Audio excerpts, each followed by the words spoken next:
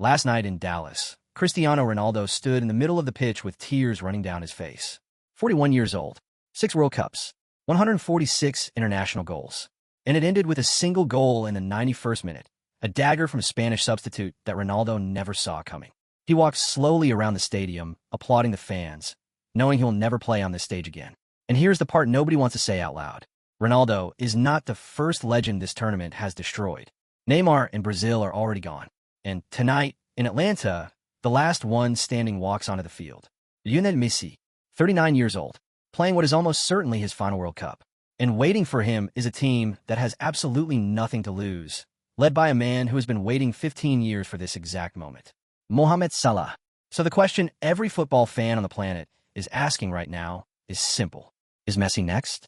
Stay with me, because by the end of this video, you will understand exactly why tonight is far more dangerous for Argentina than anyone realizes. Let's start with what happened to Ronaldo, because it is a warning. Portugal against Spain was supposed to be his moment. He announced before the match that this would be his last World Cup, win or lose. And for 90 minutes, Portugal actually defended brilliantly. They frustrated Spain. They hit the crossbar through Nuno Mendes. It looked like extra time was coming. And then, in the first minute of stoppage time, Spain made one pass too good.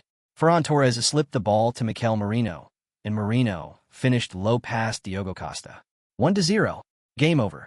Career over. And when you look at the numbers, the story gets even darker. Ronaldo touched the ball only 19 times in the entire match. 12 touches in the first half, the fewest he has ever recorded in the first half of a World Cup game. After the 80th minute, he did not touch the ball a single time. The greatest goalscorer in the history of international football finished his World Cup career as a spectator in his own match. That is what this tournament does to legends. It does not give them fairy tale endings. It waits for one moment of weakness, and then it executes them. Brazil learned the same lesson. Neymar came into this World Cup carrying the weight of a nation that has not lifted the trophy since 2002, and once again, Brazil found a way to break their own hearts. Another tournament, another exit, another generation of Brazilian players walking off the pitch wondering what just happened. So the pattern is clear. This World Cup is hunting down the icons of the last 15 years, one by one, and crossing them off the list. It has stopped feeling like a tournament and started feeling like a machine. A cold, ruthless machine built for one purpose: dismantling an entire generation of football royalty and clearing the stage for the next one. Ronaldo, gone. Neymar, gone. And now every arrow in world football points at the very last name left on that list. Which brings us to tonight, and to the question underneath the question. Is this really how an entire era ends? On paper, Messi should be fine. In fact, on paper, Messi is having one of the greatest individual tournaments in World Cup history. 7 goals in 4 matches. He has scored in every single game Argentina have played. He is tied at the top of the Golden Boot race with Kylian Mbappe and Erling Haaland. And if he scores tonight against Egypt, he becomes the outright leader and joins Guillermo Stabil from 1930 as the only Argentine ever to score 8 goals in a single World Cup. Think about that. A record that has stood for 96 years, and a 39-year-old man is 1 goal away from touching it. The betting markets have Argentina at roughly 70% to win in 90 minutes. Egypt are given barely a 10% chance. Everything says this should be routine. But here's the thing. Everything said Portugal would handle Spain's pressure too. And if you actually watched Argentina's last match, you saw something that should terrify every Argentina fan. Cape Verde, the smallest nation ever to reach a World Cup knockout stage. And they took the world champions to extra time. Argentina needed 120 brutal minutes to win 3-2 against a team most people could not find on a map. And after the match, Messi himself admitted something you almost never hear from him. He said he was tired. He complained that Argentina could no longer press teams high up the pitch the way they used to. Read that again. The captain of the world champions publicly admitted his team is running out of energy in the middle of a knockout tournament, in the middle of an American summer. That is not a small detail. That is a crack in the armor. And here is why it matters far more than people realize. Argentina's entire system is built around one beautiful lie, the idea that a 39-year-old Messi does not need to run. And the lie works because he has guardians. Rodrigo Dibu, Alexis Mac Allister, Enzo Fernandez. 3 midfielders who cover every blade of grass so that their captain can walk. Every sprint Messi does not make, one of them makes for him. But those guardians played the exact same brutal 120 minutes against Cape Verde that Messi did. Their tanks are draining too.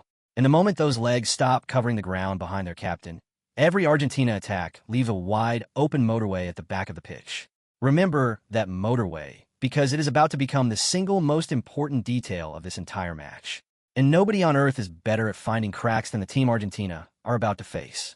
Because Egypt did not stumble into the round of 16 by accident. This is the greatest World Cup campaign in the entire history of Egyptian football. They made their debut in this tournament back in 1934, and in 92 years they had never once made it out of the group stage. Until now, they drew with Belgium. They drew with Iran. They beat New Zealand. And then, in the round of 32, they did something no Egyptian team had ever done. They won a World Cup knockout match, beating Australia on penalties after 120 minutes of pure suffering. And the way they did it is exactly why Argentina should be worried. Egypt do not try to outplay you. They sit deep, they stay organized, they absorb wave after wave of pressure, and they wait. They wait for you to get frustrated. They wait for your legs to get heavy. And then they release Mohamed Salah and Omar Marmish into the space behind your defense like two greyhounds out of a trap. It is the exact game plan that punishes a tired team. And Argentina, by their own captain's admission, are a tired team. And do not think Egypt's plan for Messi himself is simply to stand back and admire him. Their midfield is built on physicality and discipline, and their approach to star players all tournament has been simple and ugly. Surround him. 2 shirts, sometimes 3, every single time the ball comes near him. Cut the supply lines from DePaul and McAllister so the ball never arrives clean. Make every touch cost him a bump, a shove, a foul on the halfway line where it hurts nobody. You do not stop the greatest player of all time by defending your goal. You stop him by making him feel 39 for 90 straight minutes. That is the plan. Grind him down, frustrate him, and wait. Now let's talk about the man leading this ambush, because Salah's story tonight is almost too perfect. Most people have completely forgotten this, but Salah has faced Argentina in a World Cup knockout before. 2011, the Under-20 World Cup in Colombia. Round of 16. A 19-year-old Egyptian winger stepped up to take a penalty against Argentina, and he scored it. Egypt still lost the match 2-1, and that teenager went home unnoticed by almost everyone outside Cairo. That teenager was Mohamed Salah. 15 years later, here we are again. Argentina against Egypt. The round of 16. Except this time, it is not a footnote on a stage nobody was watching.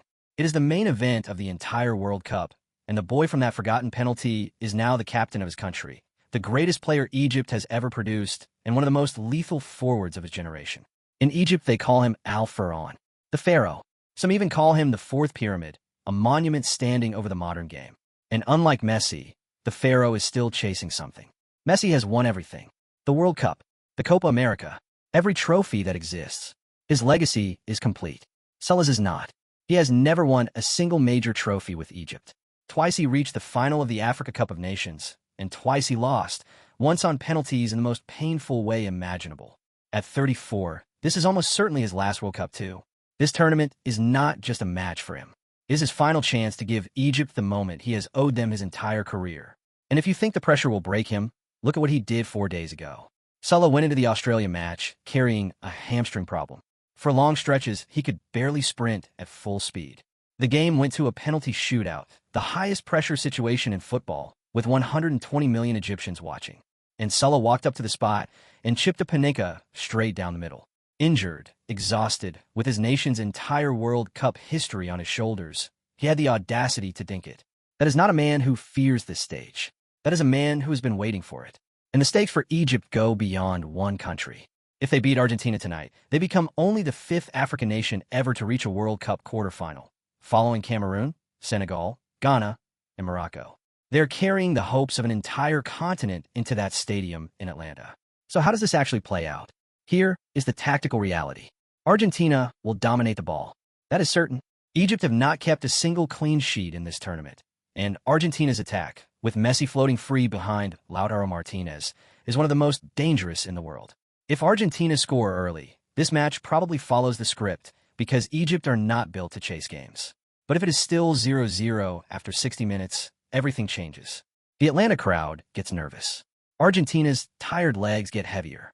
Messi starts dropping deeper and deeper to find the ball. And every single time Argentina commit players forward, Salah and Marmish will be standing on the halfway line, staring at all that open grass behind Cristiano Ronaldo, waiting for one loose pass. That is all a counterattacking team needs. Ask Portugal how quickly a match can die from a single moment. 90 minutes of perfect defending, one pass from Torres to Marino, and Ronaldo's entire World Cup story was over. And there is one more scenario that nobody in Argentina wants to say out loud. Penalties. Because if this match survives 120 minutes, we do not just get a shootout for a quarterfinal spot. We get the psychological duel of the entire World Cup. Egypt have just lived through a shootout and won it. Salah has already shown us he is ice cold from the spot, chipping a panenka on one good leg. But standing the other goal will be Emiliano Martinez. Dibu, the most feared penalty killer in world football. The man whose mind games broke the Netherlands and Qatar. The man who got inside French heads in a World Cup final and walked away a champion. Dibu does not just save penalties, he dismantles the human being standing over the ball, with the dancing, the talking, the delays, the stare. So picture it. Salah's freezing calm against Dibu's psychological warfare. One kick deciding whether a continent celebrates or a legend survives. That is not a shootout. That is a heavyweight title fight.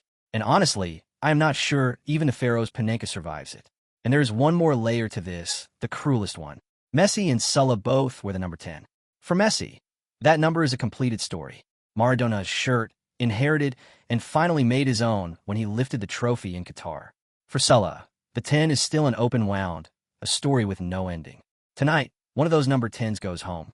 Either the Pharaoh's last World Cup ends at the feet of the greatest player who ever lived, or Salah does to Messi what Spain did to Ronaldo, and the last legend of an entire era falls in the round of 16.